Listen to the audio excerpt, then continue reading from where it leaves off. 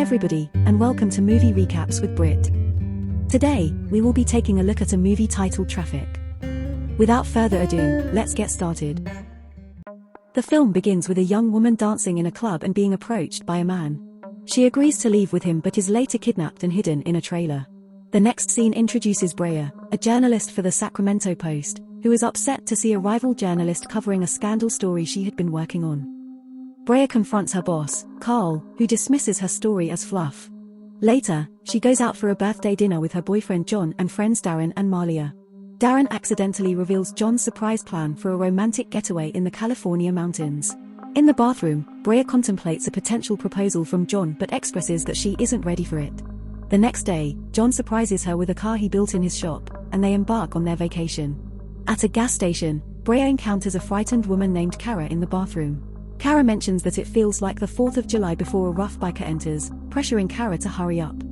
Meanwhile, outside the station, another biker starts bothering John about his car and makes racist remarks. John tries to avoid trouble but ends up punching the biker after he spits on the car. The biker brandishes a knife, and Sheriff Mon steps in to prevent any further confrontation. John and Brea leave the gas station, but one of the bikers starts following them on the road. John accelerates and maneuvers to make the biker crash down a hill.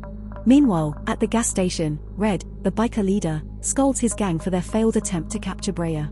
The couple arrives at their vacation house and enjoys an afternoon together in the pool. Later in the evening, Darren and Malia show up unannounced. It is revealed that Darren deceived Malia into thinking John was okay with it, and apparently he wasn't. The couple spend time together until Darren receives a call informing him that one of the athletes he represents has been arrested. Discreetly, he turns to cocaine for relief. Amidst the chaos, they hear a ringing sound coming from Brea's bag. Upon investigation, they find a satellite phone that Kara had slipped into her bag. They attempt different passcodes without success until Brea recalls Kara's comment about the 4th of July and realizes it might be the passcode. It functions, and they unlock the phone. They discover numerous photos of abused women posing for advertisements, leading the couple to realize it's connected to a trafficking ring. Brea wants to call the police, but Darren stops her, stating it's a corporate-owned property where influential people stay, and he doesn't want publicity. Despite this, Brea insists on involving the police. Out of nowhere, Darren then reveals that John and Malia were involved before knowing either Brea or Darren. Malia is infuriated by Darren's behavior, and she stormed out the door, leaving him for good. John and Brea reconcile and pledge to share everything from now on. Moments later, there is a knock at the door. Brea answers to find Kara there, requesting her phone's return. Brea offers assistance, even as Kara vehemently demands the phone's return. She flees as John, Brea, and Darren attempt to pursue, only to witness Red and the bikers activate their headlights. Kara rushes to Red and confesses that she failed to retrieve the phone, and he shoots her in the head. When they ran back into the house, Darren demands that they hand him the phone. When she refuses, he brandishes a gun and insists Brea gives it to him. Upon noticing Malia's bag outside, he realizes that she has been taken by the bikers. Darren attempts to strike a deal with Red, offering the phone for Malia's release, but Red knows they have been compromised since the phone has been opened. In response, Darren tries to attack them first, but the bikers stabs Darren multiple times, before Red shoots him in the head. John and Brea escape the house through the garage while being chased by bikers. They flee into the woods, where the previously encountered racist biker tries to corner them. He attacks John with a knife, but Brea hits him with a branch. John takes the knife and stabs the biker, while Brea delivers a final blow to his face. The couple seeks refuge in a cabin occupied by an older man who allows them to use his phone.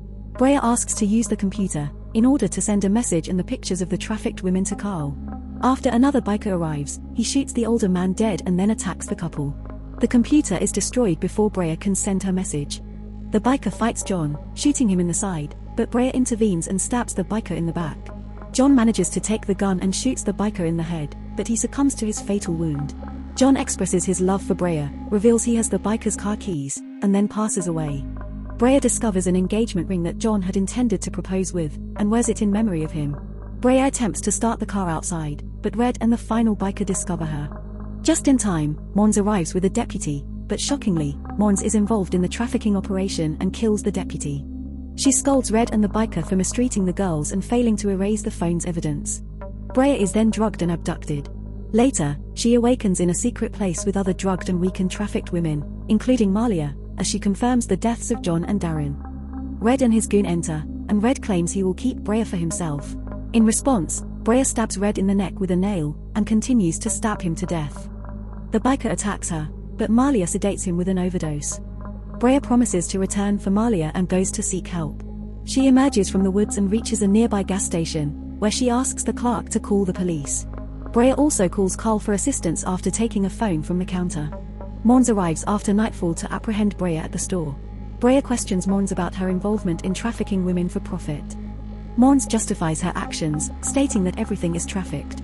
Mons arrests Brea and leads her outside, but a team of police officers arrives, resulting in Mons' own arrest and the rescue of the trafficked women.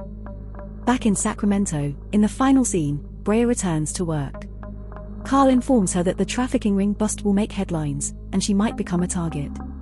She confidently responds, "Let them come," and leaves. Thank you for watching our movie recap. While it may seem simple, it actually took a lot of hard work and dedication to produce. If you enjoyed the video, we kindly ask you to show your support by liking and subscribing to our channel. By doing so, you'll stay updated on our latest content and help us continue creating more in-depth analyses and critiques of the movies you love. Thank you again for your support.